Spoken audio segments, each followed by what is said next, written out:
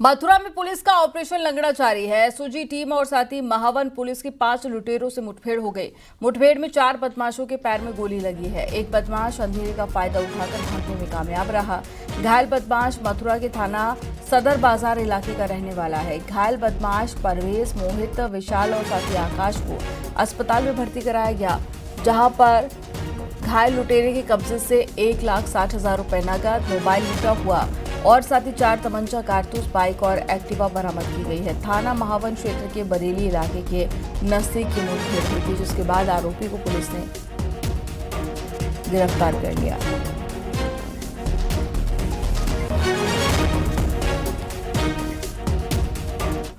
और खबर हापुड़ से है, जहां पर बहादुरगढ़ पुलिस की बदमाशों के साथ में मुठभेड़ हो गई। पुलिस ने बाइक सवार को रोकने का इशारा किया तो बाइक सवार बदमाश ने पुलिस पर फायरिंग करना शुरू कर दिया, जिसके बाद में पुलिस ने भी जवाबी फायरिंग की, जिसमें शातिर बदमाश बिलाल गोली लगने से घायल हो गया।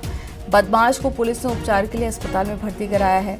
बदमाश के कब्जे से अवैध असला, चोरी की बाइक भी बरामद की गई है।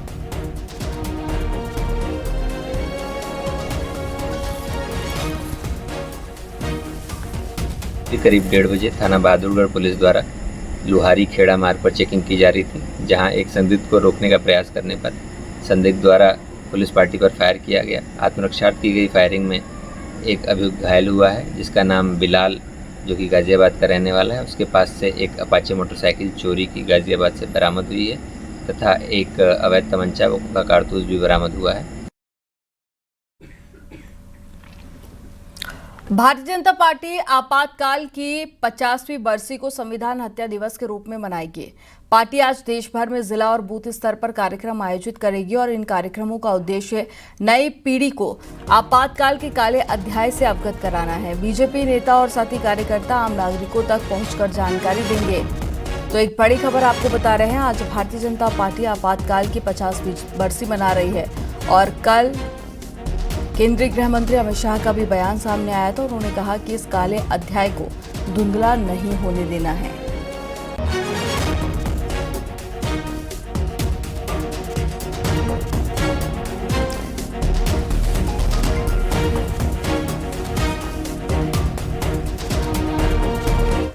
इमरजेंसी के 50वीं बरसी के मौके पर लखनऊ में मुख्यमंत्री योगी आदित्यनाथ जनसंवाद करेंगे और जनता खास तौर पर नई पीढ़ी को आपातकाल के बारे में बताएंगे। तो दूसरी तरफ यूपी बीजेपी अध्यक्ष भूपेंद्र सिंह चौधरी मुरादाबाद में संगोष्ठी को संबोधित करते हुए लोकतंत्र के काले अध्याय आपातकाल पर जनसंवाद करेंगे। उप मुख्यमंत्री केशव प्रसाद मौर्य प्रतापगढ़ और साथ ही प्रयागराज, जबकि ब्रजेश पाठक बाराबंकी में संगोष्ठियों को संबोधित करेंगे।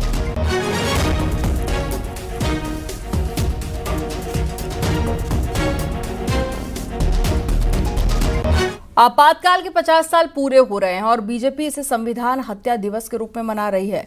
अलग अलग राज्यों में जिलों और साथ ही बूथ स्तर पर कार्यक्रम को मनाया जाएगा, जिसका मकसद है लोकतंत्र के इस काले अध्याय की जानकारी देना।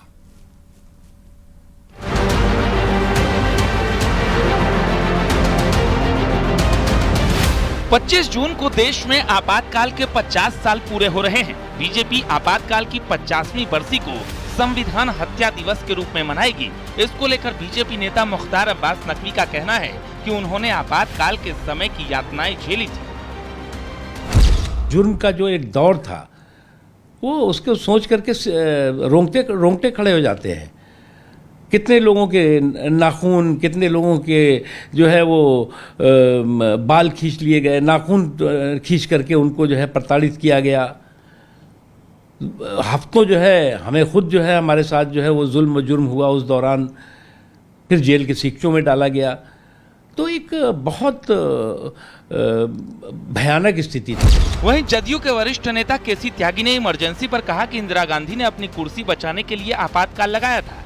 केसी त्यागी ने पीएम नरेंद्र मोदी से आपातकाल में जेल गए व्यक्तियों को ताम्र पत्र देने और उनका मानदेय बढ़ाने की मांग भी की।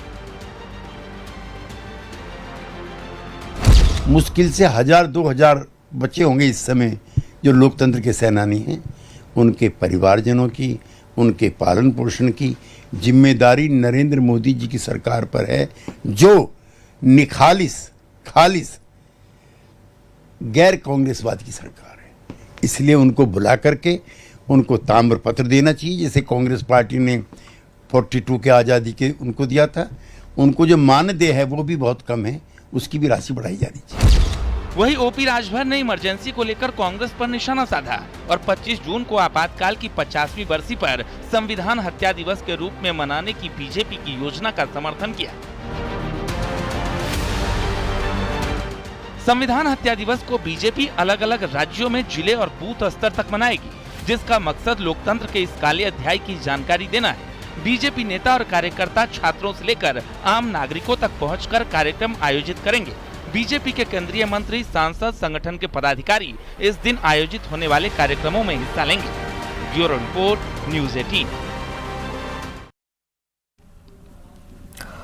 उत्तर प्रदेश में बाढ़ से निपटने के लिए युद्ध स्तर पर तैयारियां शुरू हो चुकी हैं। राजधानी लखनऊ में यूपी राज्य आपदा प्रबंधन की सेना, पुलिस और पीएसी, एसडीआरएफ, एनडीआरएफ समेत कई विभागों के अफसरों के साथ में बैठक हुई।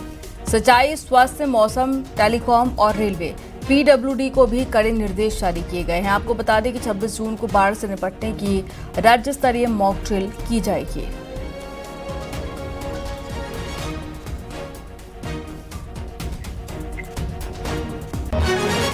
भारत के लिए गौरव का क्षण है। नासा ने घोषणा की है कि एक्सियोम 4 मिशन आज लॉन्च किया जाएगा। यह मिशन भारत, हंगरी और साथ ही पोलैंड तीनों देशों के लिए ऐतिहासिक माना जा रहा है। खास करके भारत के लिए यह अवसर बेहद खास है, क्योंकि लंबे समय बाद में कोई भारतीय अंतरिक्ष की ओर प्रस्थान करेगा और इस मिशन में भारतीय अंतरिक्ष यात्री सुभांशु शुक्ला अंतर्राष्ट्रीय अंतरिक्ष स्टेशन की तरफ से रवाना होंगे और ये भारत के लिए एक नया मील का पत्थर भी साबित होगा। हालांकि इस मिशन की लॉन्चिंग को पहले कई बार टाला जा चुका है, लेकिन अब सारी तैयारियां पूरी हो चुकी हैं और भारत सहित पूरी दुनिया की निगाहें इस ऐतिहासिक क्षण पर टिकी हुई हैं।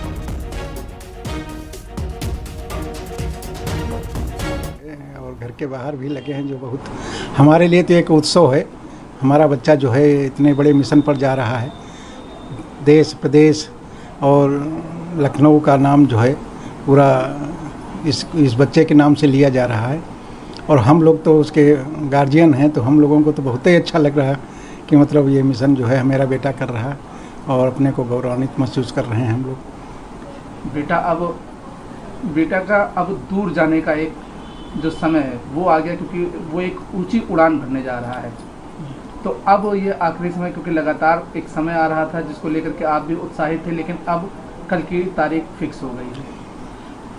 अब वो बच्चा जा रहा है, इसलिए हम लोगों का तो खैर पहले से थोड़ा सा दिमाग में जैसे हम लोगों ने मेंटली तैयार हैं कि बच्चा जा रहा है और इसके लिए हम पूरी तैयारी से मतलब उसका जो है चाहते हैं कि उसका मिशन समय से पूरा हो और उसके लिए हम लोग प्रार्थना कर रहे हैं कि ईश्वर से जो है अच्छी तरह उसका हो।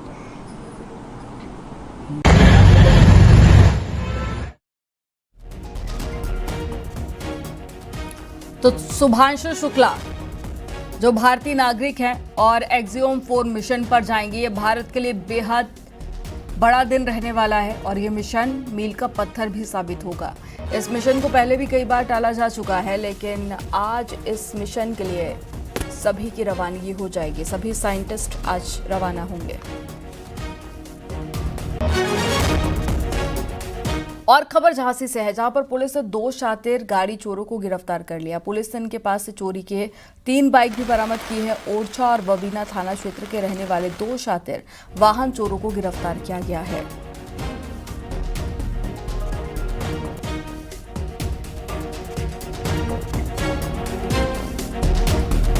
और संभल में अतिक्रमण पर बुलडोजर गरजा है। हयात नगर में एसडीएम और पीडब्ल्यूडी ने अतिक्रमण हटाने की कार्रवाई की है। हाईवे के चौड़ीकरण को प्रशासन ने रोड की सीमा में बने 22 मकान दुकानों के अतिक्रमण को हटाया है। आपको बता दें कि बदायूं बिजनौर स्टेट हाईवे के चौड़ीकरण के लिए संभल में बुलडोजर कार्रवाई की गई है। के नाम से जिनमें दुकानें भी हैं और कुछ खुद के मकान भी हैं, उनको नोटिस पीडब्ल्यूडी के द्वारा निर्गत किया गया था। उन्होंने अतिक्रमण नहीं हटाया। कई बार उनको समय दिया गया है, लेकिन उन्होंने नहीं हटाया, तो आज कार्रवाई करते हुए अतिक्रमण को हटाया। और यूपी में बुलडोजर एक्शन की 3 तस्वीरें आपको दिखाते हैं। पहली तस्वीर संभल की है, जहां पर अवैध भट्टे पर बुलडोजर चलाया गया और बुलडोजर से दीवारें गिराई गई। दमकल से आग भी बुझाई गई और बंद भट्टे को अवैध रूप से चलाने पर कार्रवाई की गई है। दूसरी तस्वीर है संभल की, जहां पर सांसद जियाउर रहमान बर्ग के मुंह बोले चाचा के बोट पर बुलडोजर चलाया गया और बोट को तोड़कर बुलडोजर ने कबाड़ बना दिया है और सड़क किनारे बनाए गए स्लैब को भी जमींदोज कर दिया गया। और तीसरी तस्वीर प्रयागराज की है, जहां पर जोन संख्या 5 झुंसी इलाके में 14 अलग अलग स्थानों पर की गई अवैध प्लॉटिंग पर बुलडोजर चलाकर ध्वस्त कर दिया गया।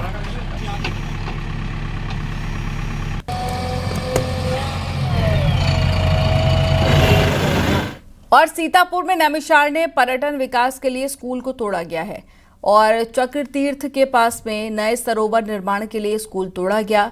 जेसीबी से प्राइमरी स्कूल को तोड़ा गया है और पर्यटन उपनिदेशक और साथ ही एबीएससी की मौजूदगी में कार्रवाई की गई। नैमिषारण्य चक्र तीर्थ का ये मामला है।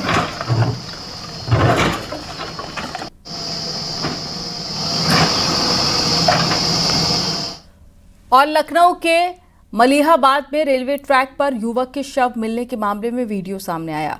मरने से पहले का युवक का रेलवे ट्रैक पर आत्महत्या करने का ये वीडियो है और वीडियो में ट्रेन आने से पहले युवक रेलवे ट्रैक के किनारे खड़ा ट्रेन आने का इंतजार कर रहा है और ट्रेन आते ही पटरी पर लेटकर सुसाइड कर लेता है। और ट्रैक से लोग चिल्लाते रहे, लेकिन चंद सेकंड में युवक ट्रैक पर ही लेट गया और ट्रैक ऊपर से गुजर गई। युवक की मौके पर ही मौत हो गई।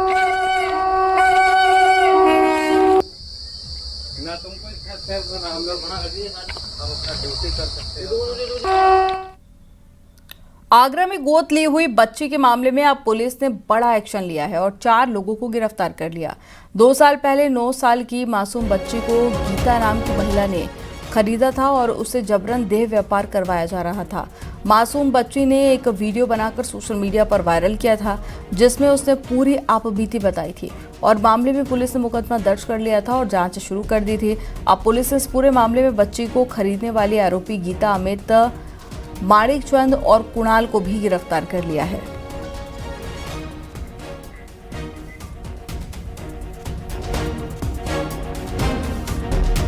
और गोरखपुर में जल्द ही नया एयरपोर्ट बनेगा। नए एयरपोर्ट के लिए आज जिला प्रशासन और जिला magistrate Gorakhpur, chief administration officer, Indian air force और साथ ही एयरपोर्ट डायरेक्टर के बीच में एमओयू साइन किया गया है। एयरपोर्ट के डायरेक्टर ने कहा है कि ट्रांसफर ऑफ 42.14 एकड़ जमीन जो कि एयरफोर्स की है, उस पर नए टर्मिनल बिल्डिंग का निर्माण होगा, जहां से बहुत बड़ी सुविधा जहाज चलाने के लिए बिल्डिंग बनाई जाएगी, जहां पर प्रति घंटे 2500 पैसेंजर का आगमन होगा और 1500 गाड़ियों के पार्किंग की व्यवस्था होगी और 10 जहाज को खड़े होने के लिए एप्रेन और साथ ही डिस्पर्सन एरिया भी बनेगा।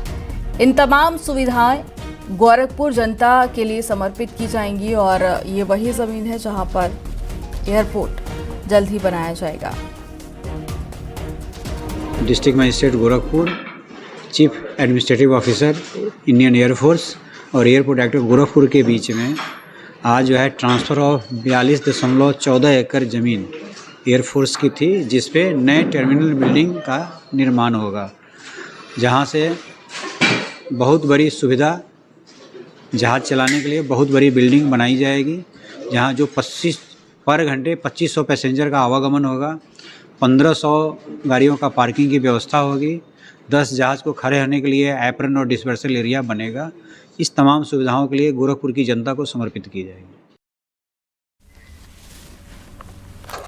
और यहाँ पर वक्त हो गया एक छोटे से ब्रेक का। आप देखते रहिए न्यूज़ 18।